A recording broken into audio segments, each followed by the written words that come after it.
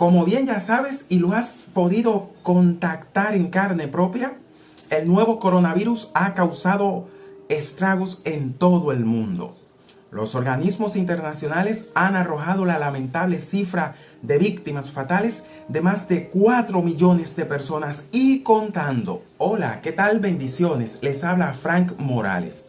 Está claro que atravesamos una crisis mundial sanitaria como nunca antes en nuestra historia reciente. Sin embargo, además de la salud, hay otra crisis que la pandemia ha desencadenado. Por supuesto, hablamos de la crisis económica. La bolsa de valores registró un nuevo desplome en el precio de las acciones, bajó un histórico 15%. Hoy en Denarius hablamos de finanza y economía, lo que el coronavirus se llevó. Echemos un vistazo a lo que se está viviendo en materia económica alrededor del mundo.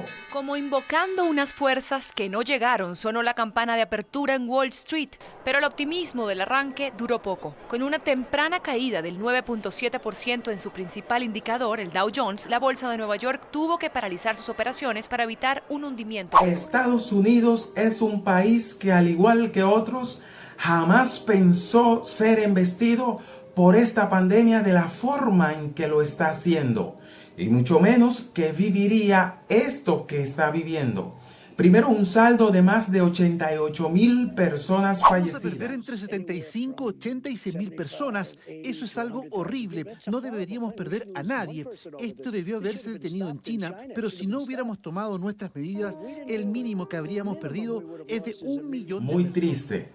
Y en materia económica, según cifras oficiales, los niveles de desempleo han alcanzado más de 22 millones en las primeras semanas de la emergencia nacional declarada por el presidente Trump. En España, el Banco Central Español ha previsto una caída del PIB entre un 9,5% y un 12,4%. Inclusive ha alertado sobre una recesión más profunda a la que se está viviendo. En Reino Unido se ha alertado sobre la posibilidad de estar muy cerca ante una recesión global, cual nunca se haya vivido antes. Ojo con esto. Los esfuerzos de los bancos centrales en dar alivios a las diferentes economías para que no se frenen no está funcionando y los inversionistas del mundo ven una recesión económica mucho más acelerada de lo previsto. Una recesión significa un frenazo de golpe del aparato productivo a nivel global.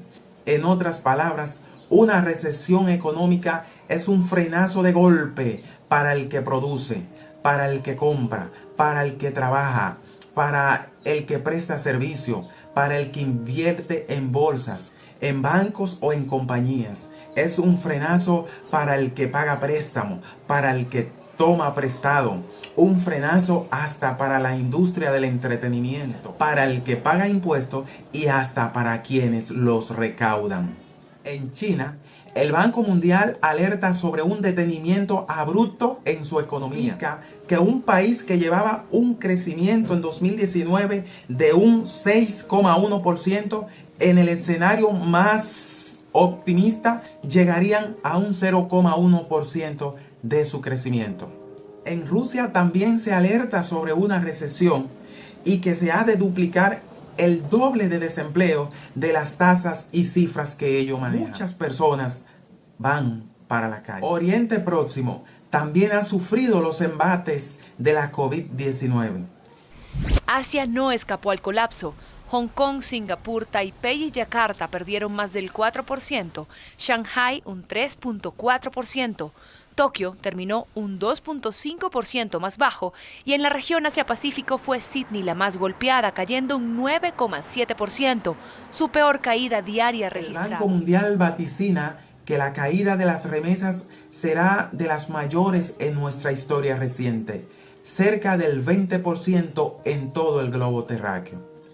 Eso sí es alarmante. En República Dominicana, aunque esta institución internacional explica que el país no decrecerá, pero tampoco crecerá, pues llegará a 0% su crecimiento, según sus vaticinios. Ya el Banco Central también ha alertado de estos vaticinios y en sus datos oficiales para el primer trimestre del 2020 hay una tasa cero en el crecimiento. En el país también los dominicanos han levantado su voz de protestas. Les solicitan a las administradoras de fondos de pensiones que les devuelva el 30% de sus aportes. Por supuesto, las administradoras de plano han objetado dicha solicitud, explicando que no tienen a su disposición los recursos de los trabajadores, sino que está en manos del gobierno. Por su parte, el gobierno se opone de forma acérrima a esta solicitud de algunos, explicando que esto sería más desfavorable que favorable para el trabajador, pues al cabo de su vida laboral no podrían disfrutar una pensión que les ayude a vivir los años que les restan dignamente.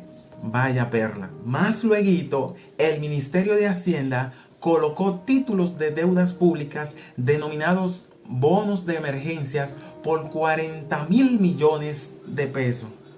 Y quienes compran dicha deuda son nada más y nada menos que las AFP. Desde luego, el 30% que supondría entregarles a los trabajadores serían los 40.000 millones de pesos multiplicado por más de 8 veces. Es decir, no es ese dinero. Lo cierto es que tendría que analizarse cuidadosamente cuáles serían los beneficios que supondría que todo este dinero se le entregue a los trabajadores. Aparte, por supuesto, de las necesidades que les cubrirían. Porque aunque nos duela admitirlo, es muy probable que sea más cara la sal que el chivo. Se dispararían todos los precios. Habría una inflación muy alta por tanto dinero circulando en las calles. Las escasez llegarían, pues la demanda sería demasiada. De manera que habría que analizarse eso.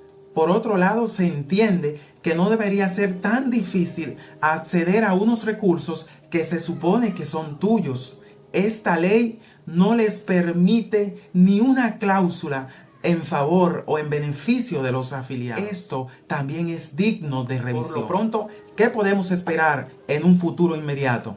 No tenemos una bola de cristal, Dios nos libre. Sin embargo, todos los indicadores apuntaran que habrá una gran recesión. Hay que tener cuidado. Nos resta a nosotros como familia en la finanza familiar sujetarnos bien los pantalones y aprender de la sabiduría de José de Egipto. En tiempos de vacas gordas, acumular, guardar, ahorrar, saber gastar, pues ya estamos avisados. Ser más austeros, mejor optimización de los recursos y cosas como esa. Pues el tiempo de vaca flaca llega solo, al cual llegó esta pandemia sin a nadie avisar. En el caso de las empresas, se debería igualmente analizar en qué se debería invertir ahora. Si realmente sería necesario la ampliación que se tendría en mente, la remodelación, la adquisición de nuevos activos, la contratación de nuevo personal, entre otras cosas. Habría que analizarse muchos factores. A lo mejor se podría esperar para un poco más luego del segundo trimestre del siguiente año.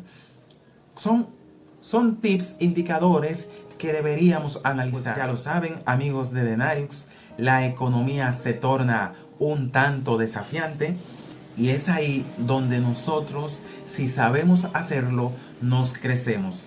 Es cuanto. Bendiciones.